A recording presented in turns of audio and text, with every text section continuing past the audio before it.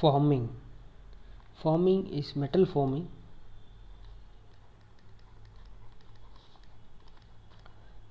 It is one of the highest weightage in gate manufacturing subject. The books you need to refer is, in metal forming you may get 3 to 5 marks in gate. So 2 marks question, 1 mark question, and 2 marks question, and 1 mark question. It varies from year to year. And books you need to refer is Sheet Metal Operations by Nagpal and Sheet Metal Operations by P.C. Sharma. You can look at the books.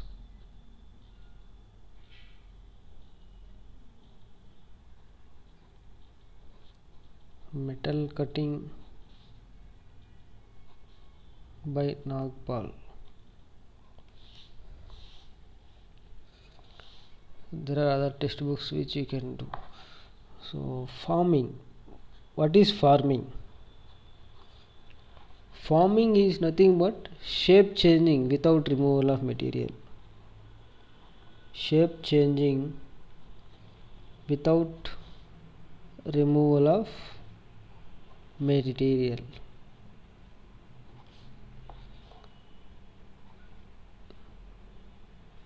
So change in shape is called forming.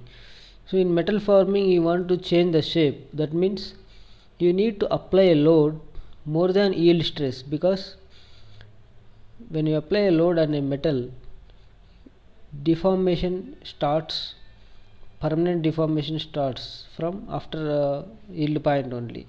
Before yield point, that is called plastic deformation. If you draw the stress strain diagram, simple stress strain diagram, normal stress. So this is the stress strain curve.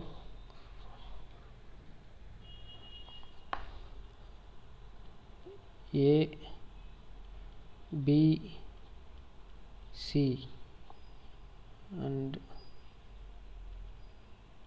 D, E. So as we know that A is proportionality limit.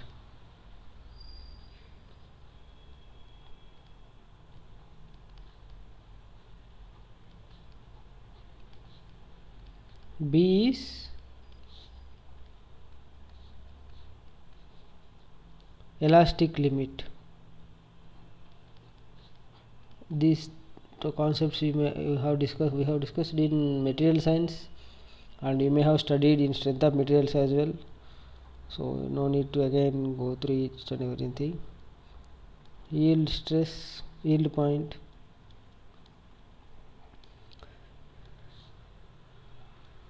ultimate stress,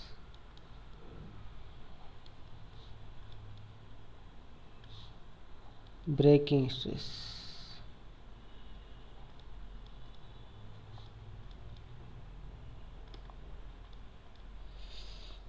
So proportionality limit, as we know that till that point stress is directly proportional to strain. As you goes on increasing load, deformation also goes on increasing the same proportion.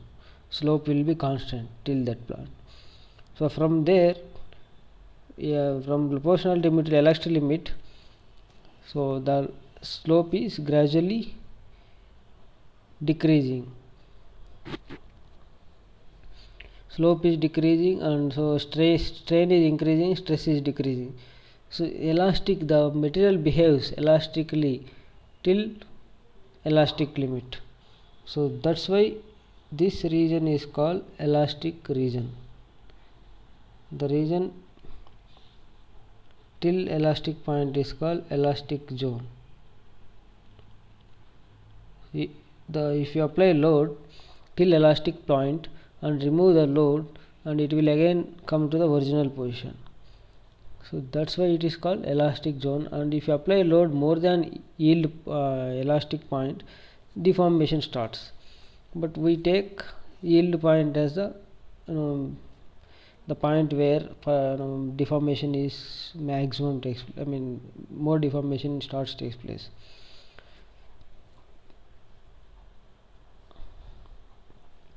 So from the diagram we know that for permanent deformation, the zone, if you apply a load more than yield stress, from yield point the permanent deformation starts.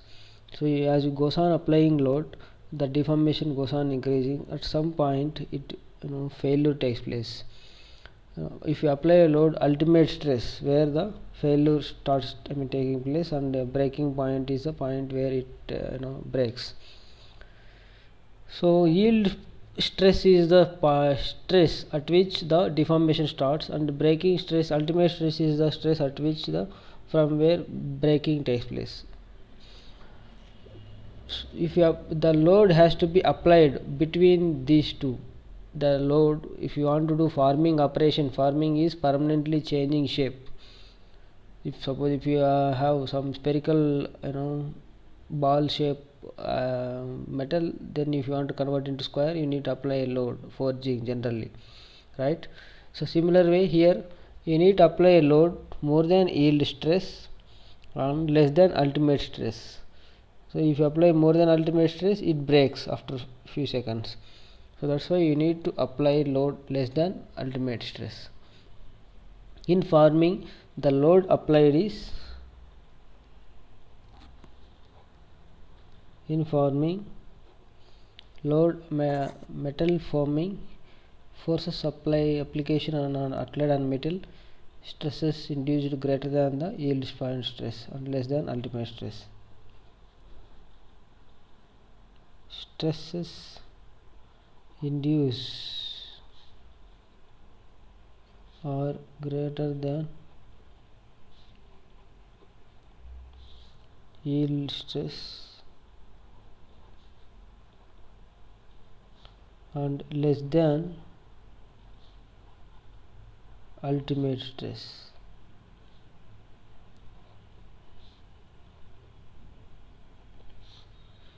So based on this concept here, because in metal forming we have to apply more than yield stress and less than ultimate stress. So that's about the metal forming, the stress, and how much load you need to apply for deformation. Okay. So metal forming is two types. One is cold working and another one is hot working. First one is hot working. So what is hot working?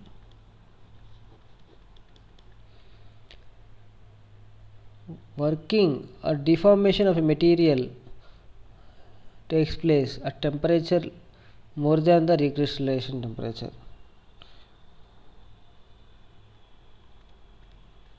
Deformation of a material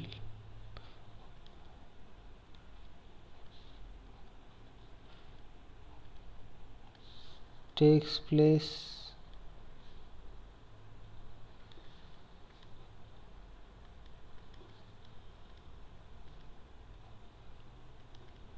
more than recrystallization temperature.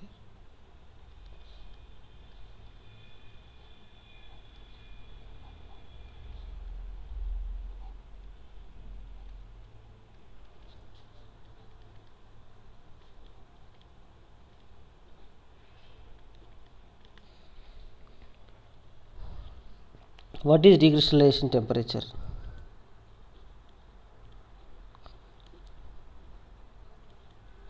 The temperature at which new crystals starts forming.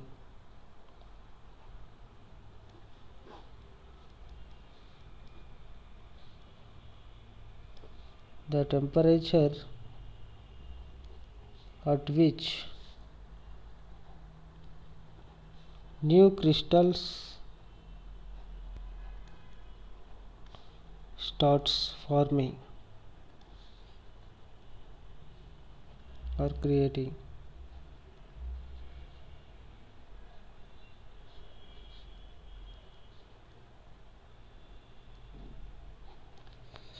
So why new crystals will form?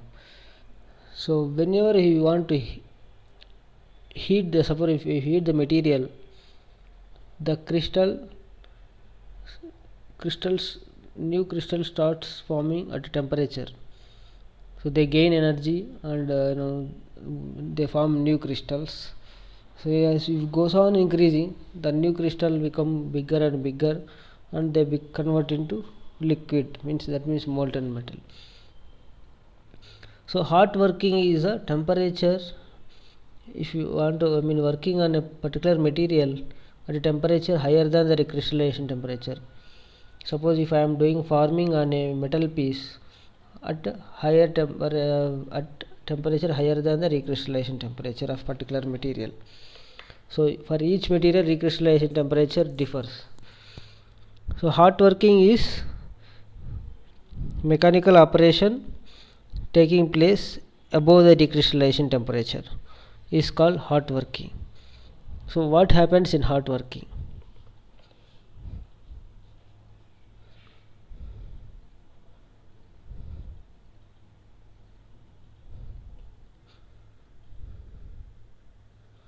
So recrystal temperature is always 1/2 to 1/3 of the melting point of metal generally.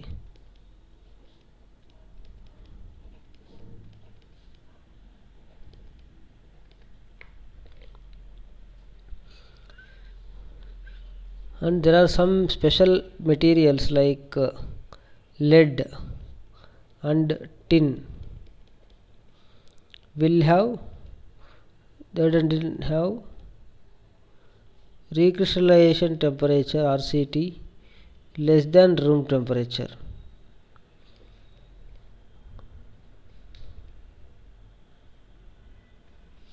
So whenever recrystal temperature is less than room temperature, so suppose if as here we discussed that lead and tin have recrystallization temperature less than room temperature. So I am working forging operation on lead material, lead plate, lead metal piece or tin metal piece. I am doing some joining operation by forging operation, so that at room temperature. So the room temperature is higher than the recrystallization temperature, so that's why it is called hot working.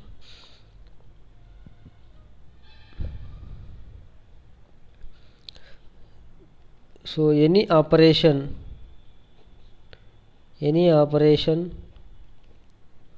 performed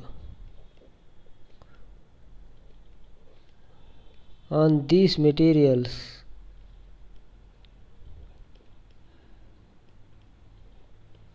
is called hot working operation,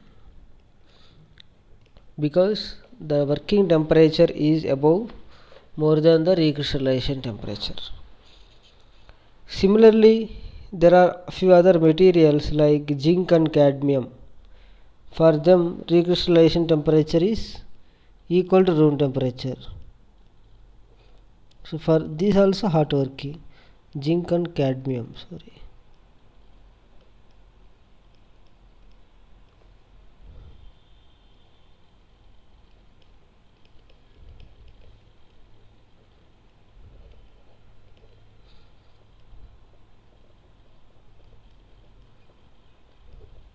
So these are important. So hot working, we have discussed that any mechanical operation performed on a material above recrystallization temperature, above or equal to above the recrystallization temperature. So above the recrystallization temperature, new grains start forming. So if new grain starts forming, what will happen to the mechanical properties like strength, hardness and brittleness, or all these properties. So if you heat a material, generally I am applying load on a material. Suppose one iron rod is there, my objective is to bend the iron rod. So if apply a load without heating, I need to apply more force. Suppose I need to apply for example 100 Newton. I am bending the rod with 100 Newton, it bended. So same rod I took, I heated it to above recrystallization temperature and I bended with 60 Newton. So if you heat a metal, automatically you need less force for the mechanical for forming operation. So that means after heating, strength of the grain size increases, so the strength and hardness decreases. So ductility and toughness increases. So strength and hardness decreases, as I mentioned you told that I am about to bend the steel rod with less force if you hit the steel rod. So that means its strength is decreased. Ductility means easily drawn into wires. Once you heat the material, you can easily draw into wires. Okay. Toughness, it can easily absorb more energy. So all these mechanical properties are related to one another. First one is grain size increases in hot work after hot working.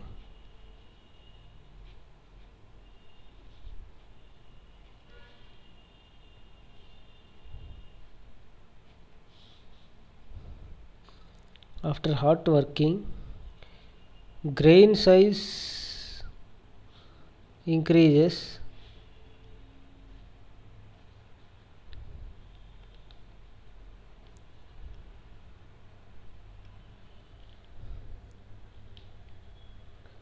strength and hardness decreases. Strength is nothing but resistance to deformation. Here resistance decreases. So strength and hardness decreases. Ductility and toughness increases.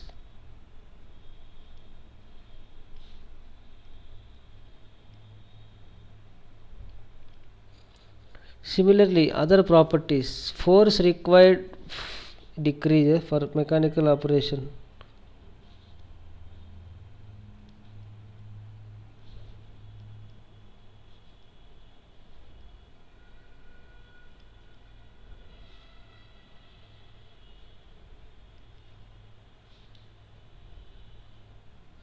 Here decreases means we are comparing with without heating, that means cold working. Force required is less, so for in hot working. Similarly, what will happen to the surface finish? So poor surface finish will form. Why? So surface finish, what happens is, once you heat the material, all the molecules on the surface of the component will gain energy and they get more energy. So when the surface finish of the, because they get more energy, and so because of that the surface finish is not good.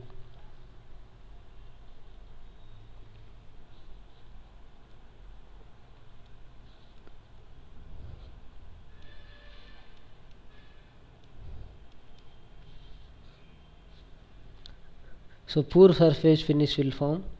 And what will happen to the coefficient of friction? So coefficient of friction increases because the molecules on the surface has high energy. Whenever that material moving and other material, so molecule, higher energy molecule will try to stick to the other material, so the coefficient of friction increases.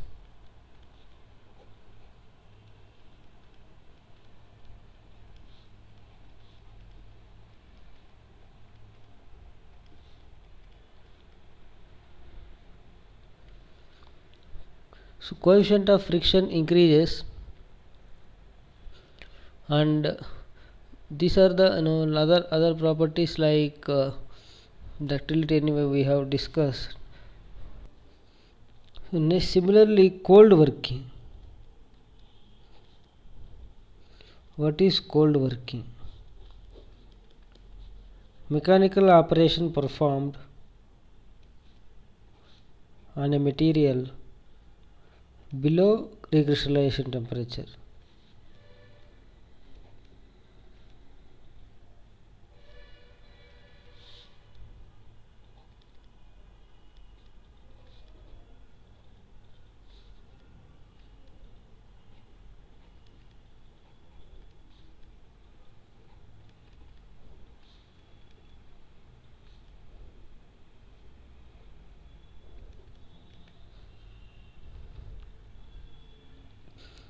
So what will happen after cold working? In cold working, fine grain size will created. Grain size will be less only because new grains are not forming.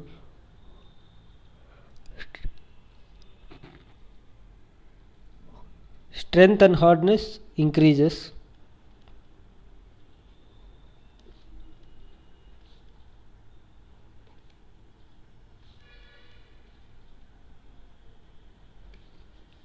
Ductility and toughness decreases.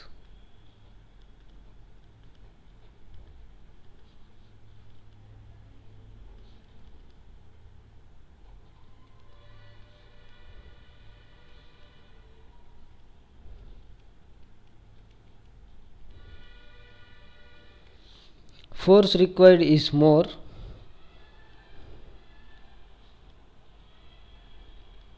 Compared to hard working.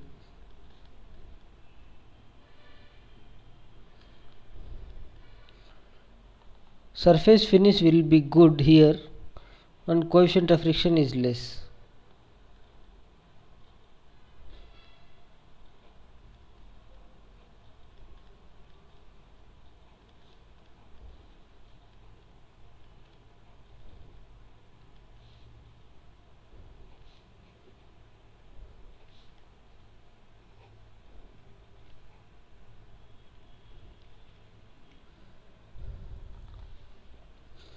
This is about cold working. So if you want to do any forming operation, so that material must have more plastic deformation zone. So what is a plastic deformation zone here?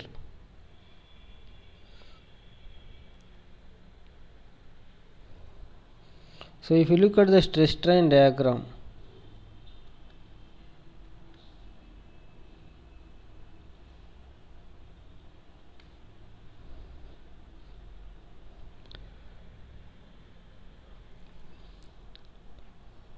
this zone is called plastic deformation zone. Plastic deformation zone. If you want to increase this plastic deformation zone, what you can do? How you want to increase? This is yield stress, this is ultimate stress. Okay, to increase plastic deformation zone,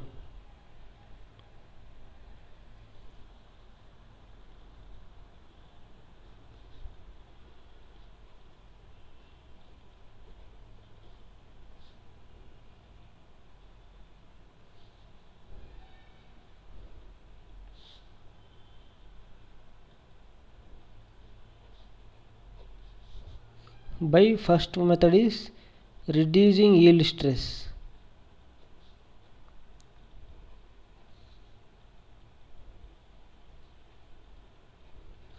Second method is increasing ultimate stress.